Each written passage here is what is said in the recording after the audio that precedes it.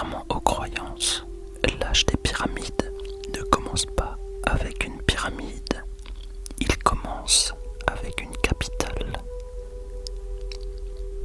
Après l'unification de la Basse et de la Haute-Égypte, le royaume n'est pas encore stable. C'est un territoire immense, encore récent, où l'autorité du pharaon doit s'imposer. Mais surtout, il faut maintenir un équilibre fragile entre deux régions qui, pendant des siècles, ont eu leur propre chef et leur rivalité. Vers 3100 avant notre ère, sous Narmer, le pouvoir s'organise autour de Memphis, à la frontière entre les deux terres. Ce choix n'est pas anodin. La ville n'appartient ni au nord ni au sud. Elle devient un point d'équilibre. Peu à peu, une administration se met en place. Le pouvoir s'organise autour du Nil. Depuis ce centre, l'État commence à administrer ce qui circule dans le pays. Lentement, cette organisation transforme l'Égypte en un pouvoir capable de durer. Mais dans l'Égypte antique, organiser un territoire ne suffit pas à garantir sa stabilité.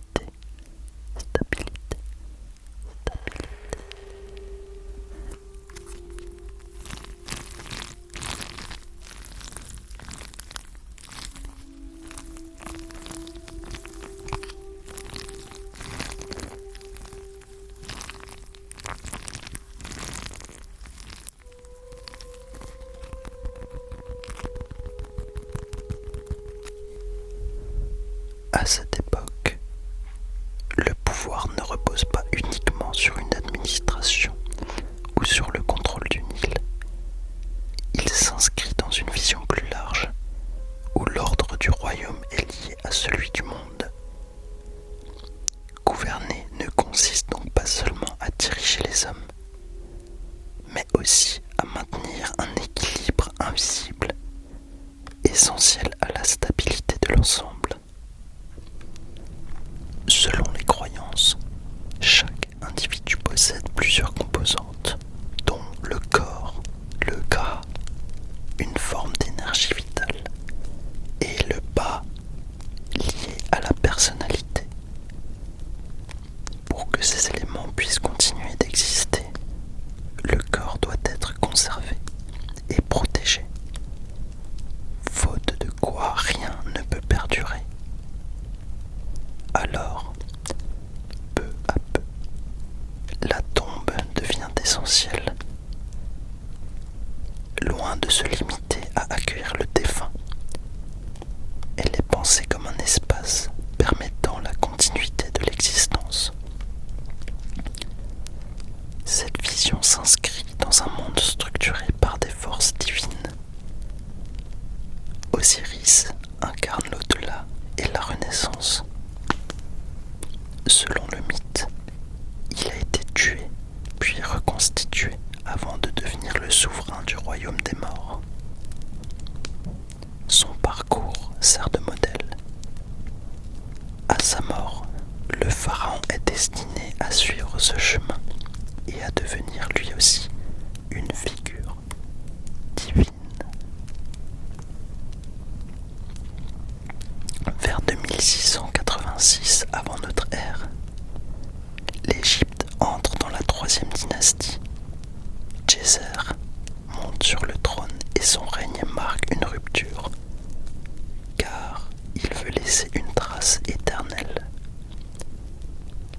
Contrairement à ses prédécesseurs enterrés dans des mastabas, des tombes rectangulaires basses, Djéser fait construire une tombe monumentale en pierre. À Saqqara, il lance alors un projet de pyramide à degrés, pensé pour durer indéfiniment. La notion d'ordre, de stabilité et de mahat se matérialise parfaitement dans ce projet. Mais cette idée ne devient pas réalité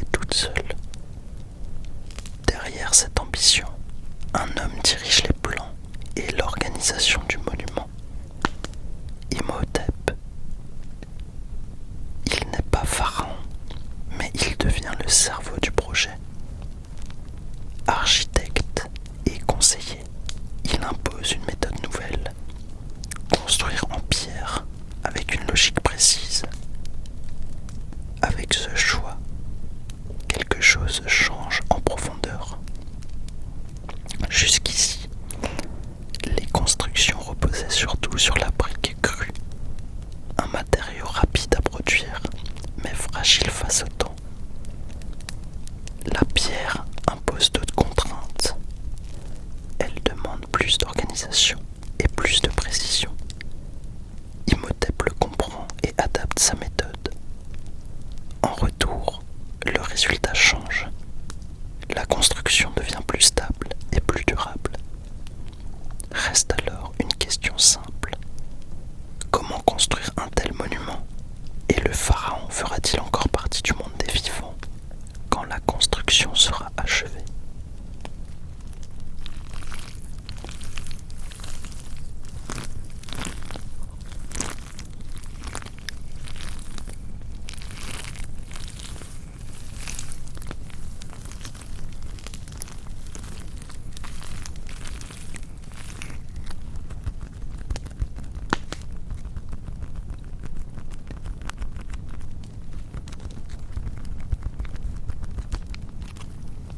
Pour y parvenir, le pharaon fait travailler des équipes qui savent déjà extraire la pierre dans les carrières, puis la découper en blocs réguliers. Les blocs sont ensuite déplacés jusqu'au Nil, chargés sur des embarcations, puis transportés jusqu'à Saqqara. Une fois arrivés, ils sont tirés sur des traîneaux, sur des pistes préparées, puis alignés sur le chantier. Sur place, le travail est organisé par niveau. On prépare d'abord une base solide, puis on monte progressivement, couche après couche. La montée en marche n'est pas seulement esthétique, elle est aussi une solution technique qui permet de construire plus haut, plus facilement, sans risquer l'effondrement. Et autour de la pyramide, Imhotep ne conçoit pas un simple espace vital vide. Il structure un complexe entier. Des cours pour les cérémonies, des bâtiments rituels, des enceintes qui ferment le lieu et le protègent. Le tombeau devient une sorte de ville sacrée, pensée pour que le culte du roi continue après sa mort. Quand on pense à ces chantiers, une image revient souvent. Des hommes enchaînés, épuisés, tirant les blocs sous la menace du fouet. Une foule d'esclaves, forcés de construire les pyramides dans la peur et la douleur. Pourtant, la vérité est tout autre. Si les ouvriers ne viennent pas forcément par plaisir, ils ne sont pas des esclaves pour autant. Dans l'Égypte de l'Ancien Empire, le roi peut mobiliser une partie de la population pour les grands travaux. C'est un devoir imposé, lié au pouvoir central. Et cette mobilisation arrive souvent à un moment précis de l'année, quand le Nil déborde, que les terres sont couvertes d'eau et que l'agriculture s'arrête temporairement. Les champs ne peuvent plus être travaillés. Alors, le royaume utilise ce temps pour déplacer des hommes vers les chantiers royaux.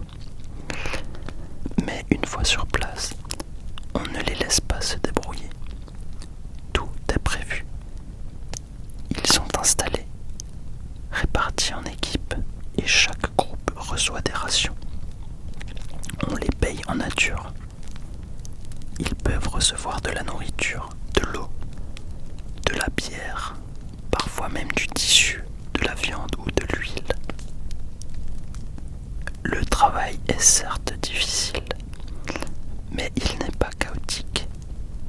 Il suit une discipline et un rythme. Et c'est exactement ce que le monument doit montrer.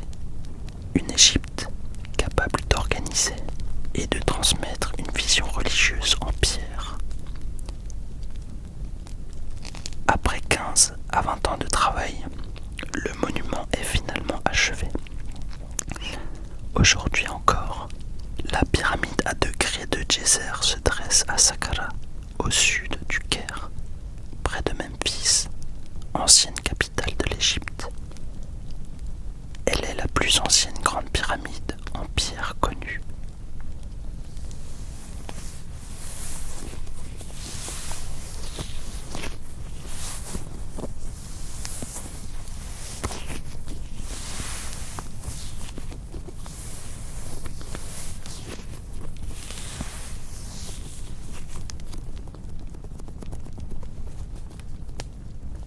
Vers 2613 avant notre ère, la 4e dynastie commence et l'Ancien Empire entre dans sa phase la plus impressionnante, l'âge d'or des pyramides.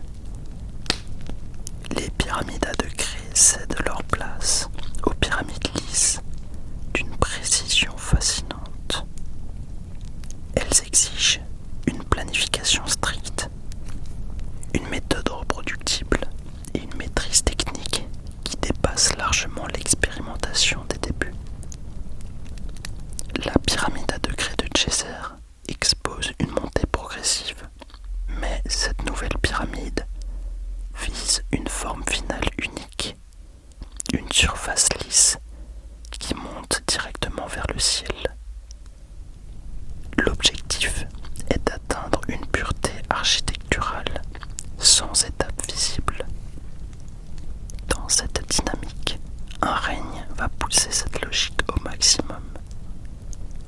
Vers 2589 avant notre ère, Khéops arrive au pouvoir et avec lui, on atteint le moment le plus iconique de tout l'Ancien Empire, la Grande Pyramide. À ce stade, il ne s'agit plus de bâtir grand, il s'agit de bâtir quelque chose qui dépasse l'échelle humaine et qui impose une évidence. Le pharaon peut laisser une trace que le temps ne détruit pas. La pyramide de Khéops n'est pas isolée. Elle fait partie d'un ensemble complet, pensé comme un espace de culte et de fonctionnement. On y trouve un temple lié au rituel du roi, des fosses où sont déposées les barques solaires et tout près, une zone de vie pour les équipes qui travaillent et qui font tourner le chantier. Rien n'est improvisé. Le monument est au centre, mais tout ce qui l'entoure sert à le rendre possible et à le maintenir.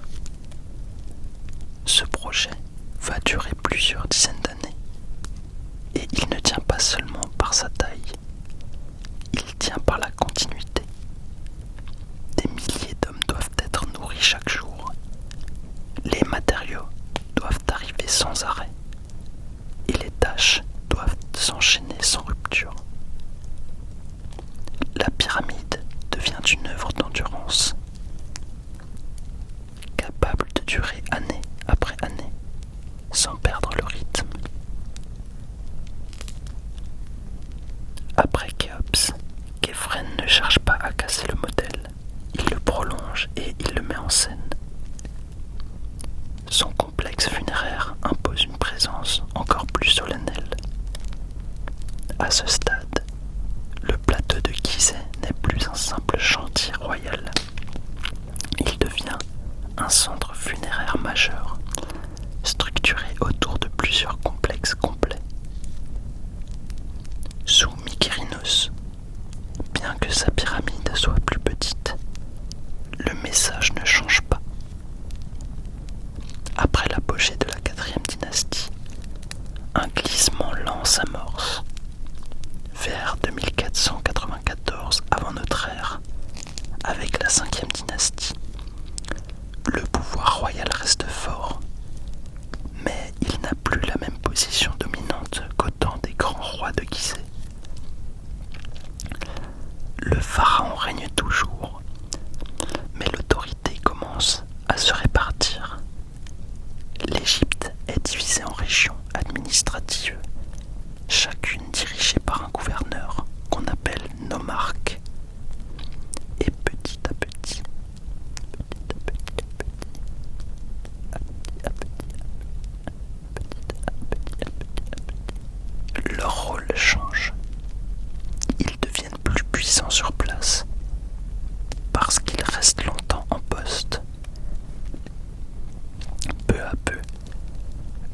fonction se transforme. Elle n'est plus seulement donnée par le roi, elle se transmet. Le pouvoir provincial commence alors à appartenir à des familles locales. L'État se décentralise doucement. Vers 2345 avant notre ère, la 6e dynastie commence et conserve cette tendance. Les provinces prennent encore plus de poids et l'équilibre devient fragile. L'unité tient toujours, mais elle demande plus d'efforts. L'âge d'or n'est plus.